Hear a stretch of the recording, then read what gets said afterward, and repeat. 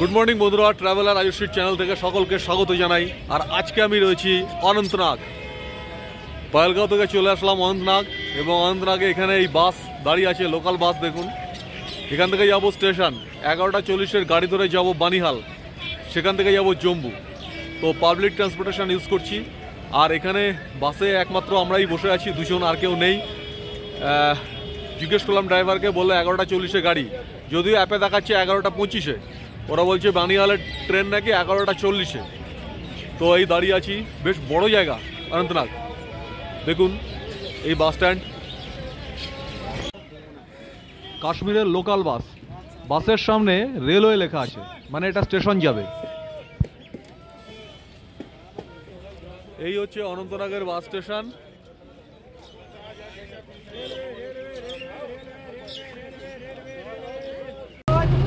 এখনো 54 মিনিট ছবি আছে। এই প্রথম দেখলাম যে বাস বিফোর টাইমে ছাড়ছে। টাইম দিয়েছিল 11টা, ছেড়ে দিয়েছে 10:50। এই হচ্ছে রেল স্টেশন, এই হচ্ছে অনন্তনাগ রেল স্টেশন। ওই দিক থেকে আমার গাড়িটা আসবে। ট্যাক্সিতে বলেছিল জম্বু পার হেড 1000 টাকা। আমি পহেলগাঁও থেকে 100 টাকা দিয়ে শেয়ার ট্যাক্সিতে চলে এলাম অনন্তনাগ। এখান থেকে ট্রেনে যাব বানিহাল, 30 টাকা করে ভাড়া। আর বানিহাল থেকে জম্বু, যেরকম করে এসেছিলাম ঠিক সেইভাবেই ফিরবো। তো পাবলিক ট্রান্সপোর্টেশনে যদি আপনারা করতে চান, লাগেজ কম থাকলে করতে পারেন, অনেক চিপে হয়ে যাবে। আর অনন্তনাগ রেল স্টেশন থেকে অনন্তনাগ যে সিটিটা মাত্র 2 কিলোমিটার, 10 টাকা বাস ভাড়া।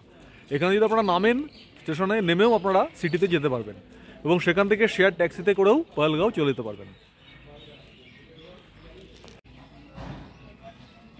আমার ট্রেন আসবে শ্রীনগর থেকে। ট্রেন চলে এসছে, মেমু ট্রেন। আজকে ফেরার পথে ট্রেনে খুব ভিড়। অনন্তনাগ থেকে চলেছি বানিহাল, ঢুকছি বানিহাল।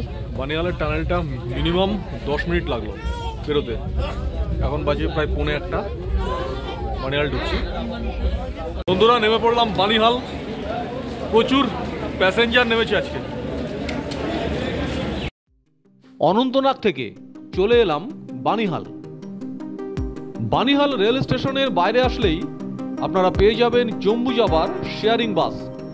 এছাড়াও এখান থেকে পাবেন শেয়ারিং ট্যাক্সিও। একটা বাসে বসে পড়েছি, ট্রাভেলার বাস দাঁড়িয়েছিল। এখান থেকে জম্বু 4 ঘন্টা লাগবে বানিহাল থেকে বলছে। আপাতত এখন বাজে প্রায় 1টা, মোটামুটি 5টার সময় ঢুকবো। যদি সময় থাকে তাহলে ওখান থেকে অমৃতসর বেরিয়ে যাবো, নাহলে জম্মুতে স্টে করবো। বন্ধুরা ফেরার পথে আর এক বিপত্তি, পুরো গাড়ি আটকে গেছে। সামনে কোন ট্রলার নাকি উল্টে গেছে, গাড়ি না কোথায় দেখি।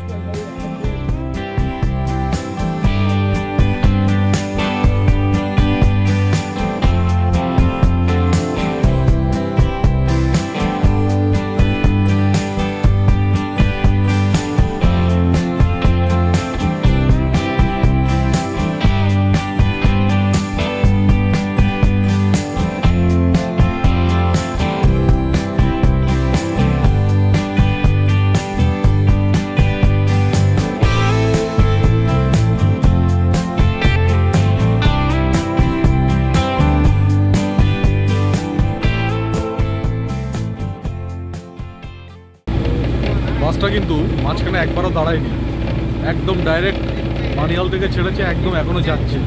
আমরা ঢুকছি জম্বু।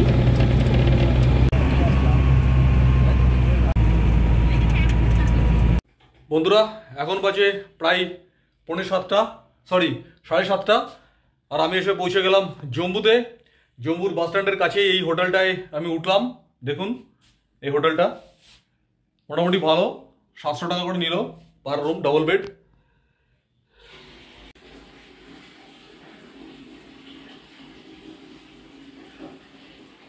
এই টিভি আছে, ছোট টিভি, ফ্যান আছে, আর এই টেবিল আছে, এখানে একটা আলমারিও আছে।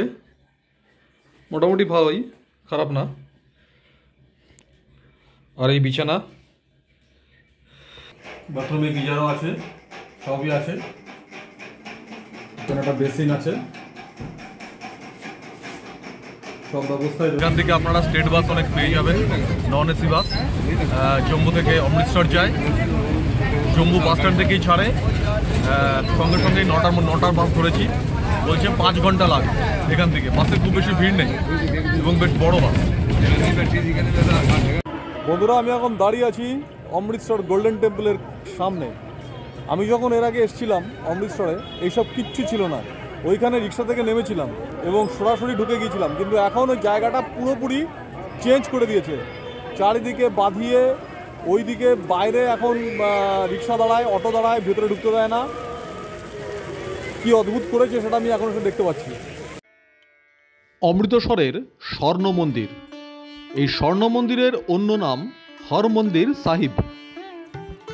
শুধুমাত্র অমৃতসরে নয়, সারা ভারতের বিখ্যাত মন্দিরগুলোর মধ্যে এই স্বর্ণ মন্দির অন্যতম। যদিও শিখ ধর্মের মন্দির হলেও এই মন্দিরে যে কোনো ধর্ম জাতির লোকেরাও প্রবেশ করতে পারেন। বন্ধুরা, এতদিন পর্যন্ত আমার কাশ্মীরের ভিডিও আপনারা দেখলেন এবং কাশ্মীরের এই সিরিজটা প্রায় শেষের পথে। আর একটা এপিসোড আসবে লাস্ট, এরপর আবার অন্য ভিডিও আসবে। তো আজকে এই ভিডিওতে আমি আপনাদের কাশ্মীরের একটা 5 দিন 6 রাতের একটা প্যাকেজে কত খরচা পড়তে পারে মোটামুটি বাজেট ট্রিপে, সেটা সম্পর্কে একটু আলোচনা করব। প্রথমে আপনারা কাশ্মীরে কি করে যাবেন, শ্রীনগর কি করে যাবেন। কলকাতা থেকে হিমগিরি এক্সপ্রেস অথবা কলকাতা থেকে হামসফর এক্সপ্রেস অথবা শিয়ালদা জম্মু তাওয়াই এক্সপ্রেসে আপনারা জম্মু যেতে পারেন। সেখান থেকে বাস ধরে আপনারা শ্রীনগর যেতে পারেন। তো আর কিছুদিনের মধ্যেই জম্মু থেকে শ্রীনগরের ট্রেন কমিউনিকেশন চালু হয়ে যাবে।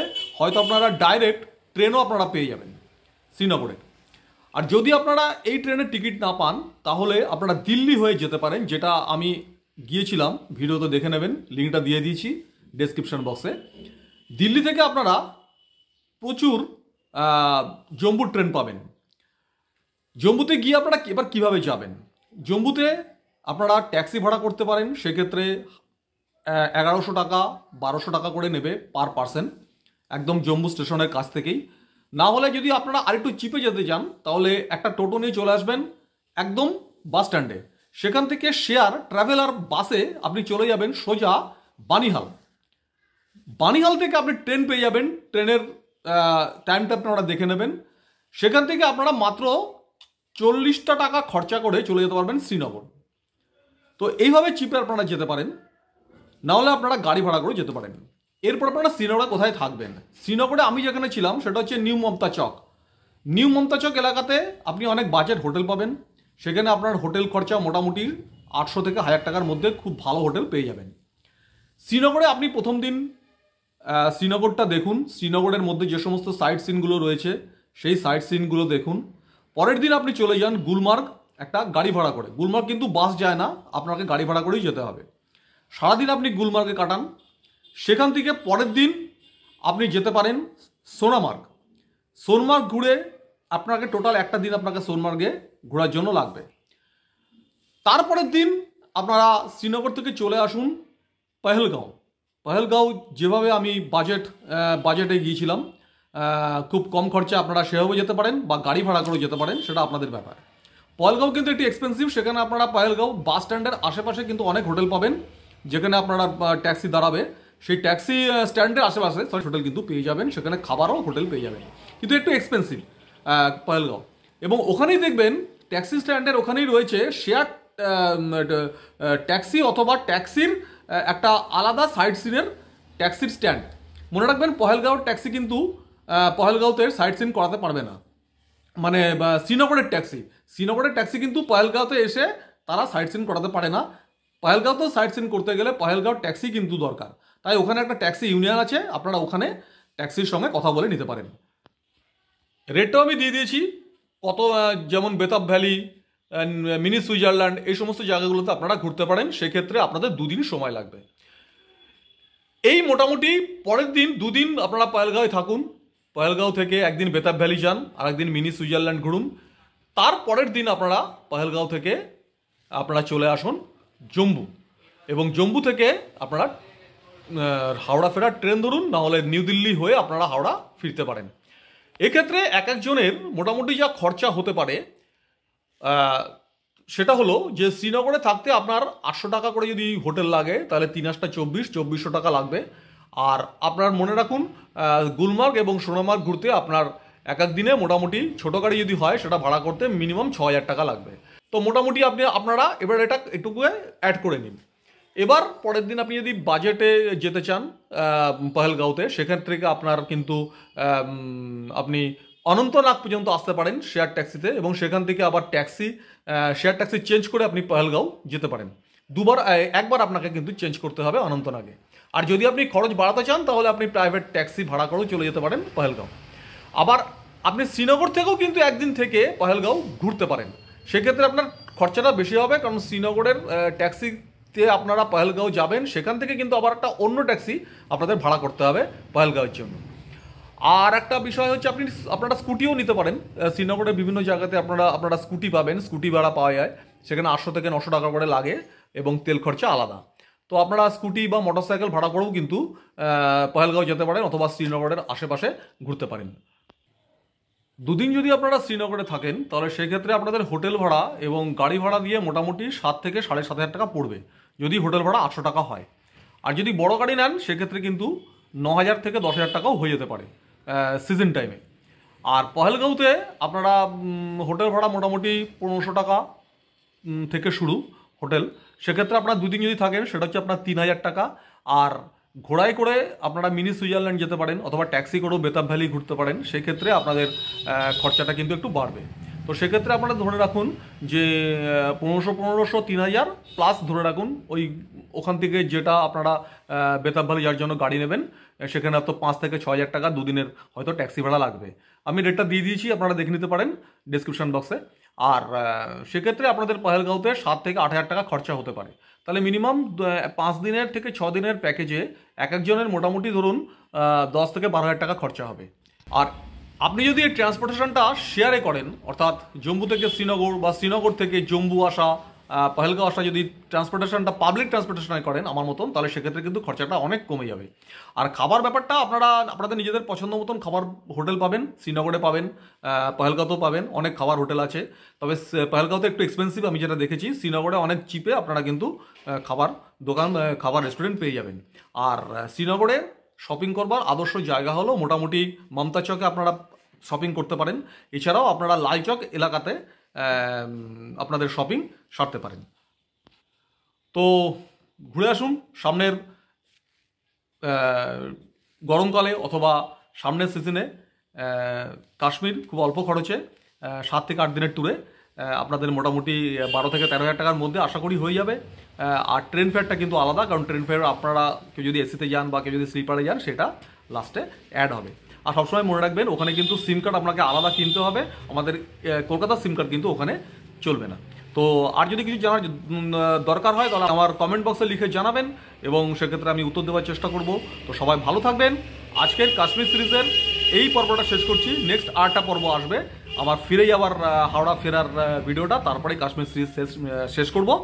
আবার দেখা হবে নেক্সট ভিডিওতে। সকলে ভালো থাকবেন।